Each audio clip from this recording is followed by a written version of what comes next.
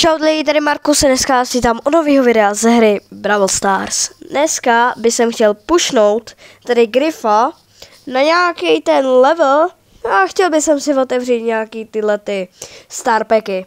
Chtěl bych splnit nějaký tady ty questy, mám tady 3 viny a Brawl Ball a duo, tak já si tady dám asi to duo.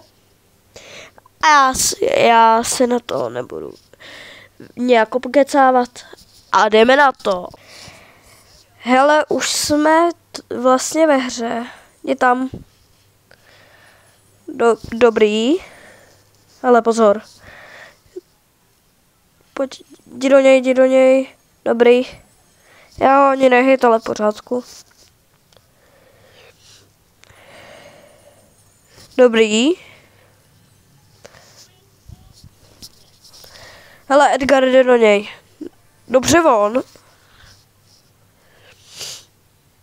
Tamhle je Jackina. Ale jdu do ní. Pojď. Jsi tamhle.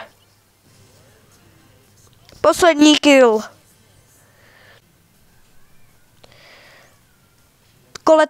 Koleta a Bull. Je to tam, hoši.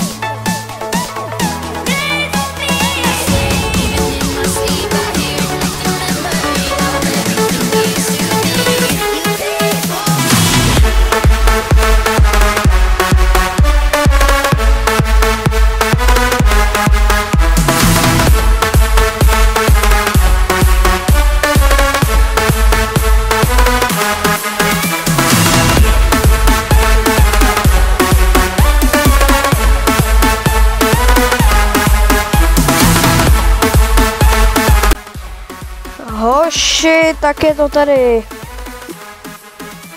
Takže dávám leave a jdeme si otevřít ty 3 star packy. Takže první rare. Máme rarku. Co tam bude? Hele, power. Rare. Znova rare. A další rareka. Já nikdy nemám štěstí. Ale splnil se nám questy, takže si tady vyzvedneme tady coiny. A kdybyste chtěli, tak já bych na konci měsíci natočil, jak tady z tohohle místa to vyzvedávám až tady nakonec toho Brawl Passu. A koupil bych si za ty gemy nějaký ty skiny. Koupil jsem si tady, když tak skin tady na 8-bita, protože tam měl vlastně ten pin za free. A stojí přesně jenom 29 gemů. Takže já se s váma loučím, mé jméno je Markus a u dalšího videa. Čau.